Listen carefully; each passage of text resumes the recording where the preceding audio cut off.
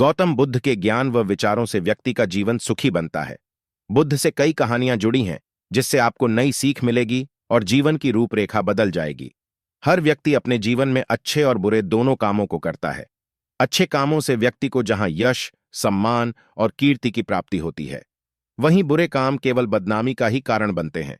इसलिए अपने अवगुणों का त्याग कर अच्छे कर्म को करें। जीवन में जितना अच्छे कामों का महत्व होता है, बुरे काम भी उतने ही महत्वपूर्ण होते हैं, क्योंकि आपके द्वारा किया गया एक बुरा काम सभी अच्छे कामों को ढक देता है। आइए जानते हैं गौतम बुद्ध और सेठ से जुड़ी इस प्रेरणादायक कहानी के बारे में। एक बार महात्मा गौतम बुद्ध एक नगर में आए हुए थे। नगर और उसके आसपास के लोग महात्मा बुद्ध का प्रवचन सुनने के लिए आए दूर दूर से उपस्थित हुए। सभी लोगों में नगर का धनाढ्य सेठ भी मौजूद था।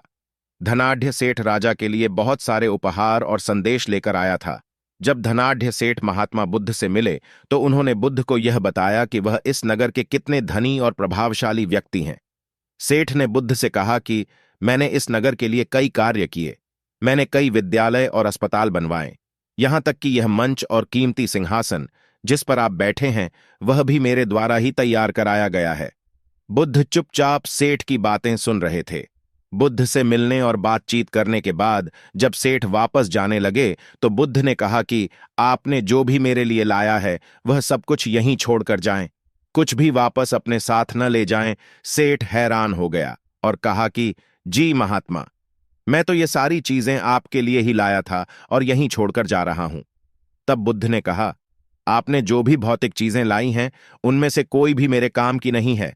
मेरा प्रयोजन तो तब पूरा होगा जब आप इन चीजों के साथ अपने अहंकार को भी यहीं छोड़कर जाएंगे।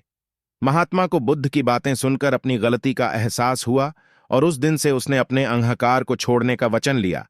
कथा का सार और सीख। गौतम बुद्ध और धनाढ्य सेठ की इस कहानी का सार यही है कि जीवन में आप चाहे जितने भी अच्छे काम क्यों न कर लें, लेकिन दिखावा और अहंकार आपके द्वारा किए अच्छे कामों को मलिन कर देता है। एक दिन गौतम बुद्ध अपने शिष्यों के साथ एकदम शांत बैठे हुए थे। उन्हें इस प्रकार बैठे हुए देख शिष्य चिंतित हुए कि कहीं वह अस्वस्थ तो नहीं है। एक शिष्य ने उनसे पूछा कि आज वह मौन क्यों बैठे हैं, क्या शिष्यों से कोई गलती हो गई है?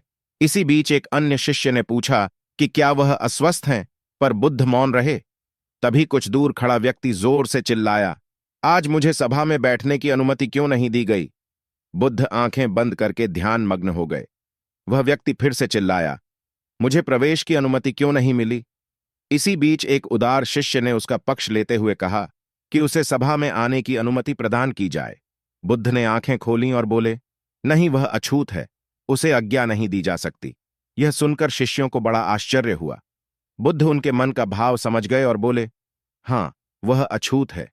इस पर कई शिष्य बोले, हमारे आश्रम में जात पात का कोई भेद ही नहीं, फिर वह अछूत कैसे हो गया? तब बुद्ध ने समझाया, आज वह क्रोधित होकर आया है।